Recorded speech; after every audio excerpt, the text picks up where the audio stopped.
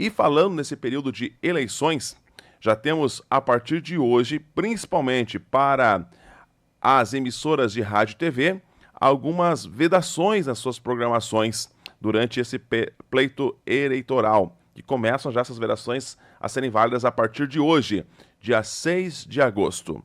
Para conhecimento até mesmo da própria população, afinal, a população deve ser também um fiscal nessas eleições, não só referente às emissoras de rádio e TV, mas sim no modo geral, qualquer irregularidade deve ser sim denunciada aos tribunais regionais eleitorais para que tenhamos uma eleição limpa e democrática.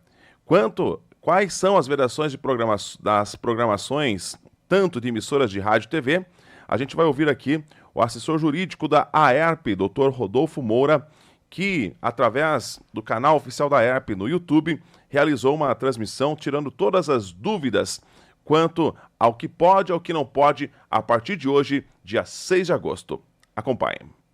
A propaganda eleitoral no rádio e na televisão deve ficar circunscrita ao programa eleitoral gratuito, aquele que é gerado pela Justiça Eleitoral.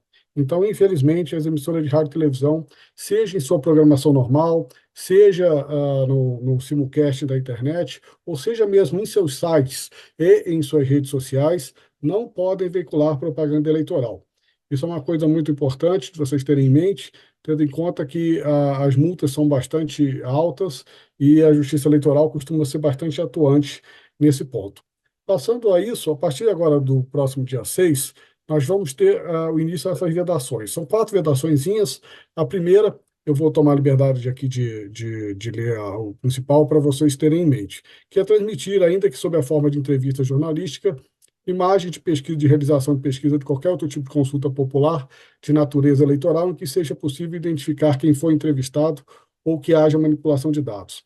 Essa questão é que vocês, por exemplo, não podem ir à rua e entrevistar nem o anônimo e perguntá-lo e divulgar isso, né, seja no rádio, seja na televisão, em quem que aquela pessoa vai votar, e também, especialmente, em personalidades.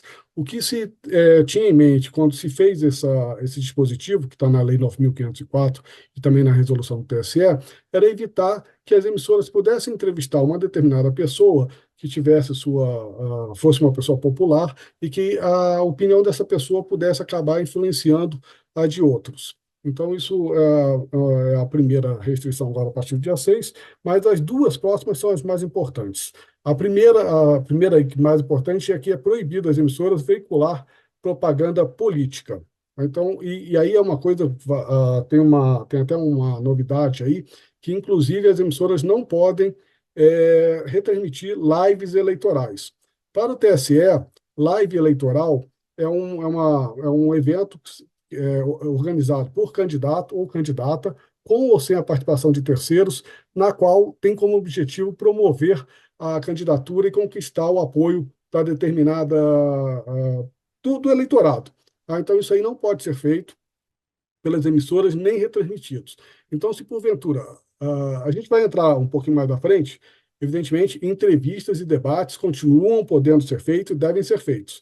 A live seria um negócio que seria organizado, a princípio, pelo candidato e com aquele viés. Ele não vai ser entrevistado por um jornalista profissional. Ele pode até fazer uma live no estilo de pergunta e resposta, mas seria aquela questão de que tem um apoio explícito ali, ninguém vai fazer uma pergunta um pouco mais capciosa ou que demanda um pouco mais de análise do candidato. É aquele evento que é realmente para promover a candidatura e buscar o apoio eleitoral para aquela pessoa que está participando. Então, isso não pode ser feito nem retransmitido pelas emissoras. Então, se porventura vocês forem procurados por algum candidato que vai fazer uma live ou um show e ele pedir para a emissora retransmitir, nem que não seja na sua programação, mas seja no site, ou seja na rede social, isso não pode ser feito. Isso já tem começado a ocorrer, tá?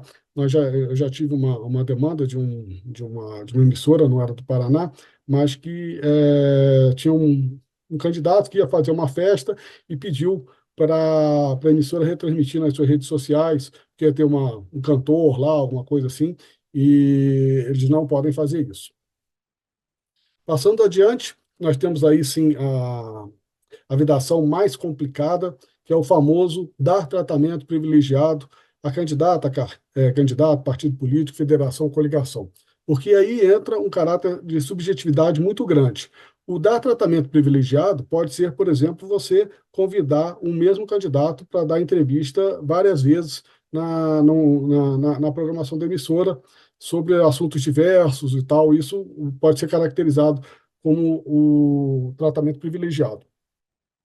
As últimas duas não são de maior relevância. Uma eu brinco que foi por causa de uma novela da Globo, que, se eu não me engano, era o Bem Amado, que é a proibição de veicular ou divulgar filmes, novelas, minisséries ou qualquer outro programa com alusão ou crítica a candidato, partido político, federação ou coligação, mesmo que dissimuladamente, exceto programas jornalísticos e debates políticos. E o último é aquela questão da divulgar um nome que se refira a candidato que já tenha sido escolhido em convenção, ainda quando pré-existente. Isso lembrando que desde o último dia 30, os candidatos que, porventura, os pré-candidatos que porventura tenham interesse em participar das eleições e que são comunicadores já devem ter saído do ar.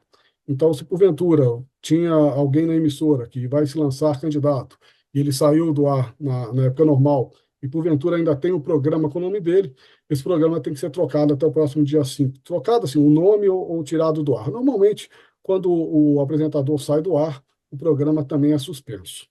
Mas fica aí ainda a lembrança que, se porventura persistir, tem que ser retirado a partir agora do próximo dia 5. As penalidades, como a gente já abordou da outra vez, as multas vão de 21.282 a 106.410, e esses 106.410 não é o teto, né? Porque pode ser sempre duplicado em caso de reincidência. Então, se porventura houver esse valor inicial aí, infelizmente, o 21.282 é o mínimo. Isso aí vale desde de uma rádio comunitária até uma televisão da capital. E isso aí representa 20 mil FIIs, tá? Isso aí tá na lei, não tem como, nem o juiz pode, porventura, diminuir. E esse 106.410 é apenas por o valor inicial, porque o valor, se porventura a emissora rescindir na irregularidade, isso aí pode chegar a valores astronômicos.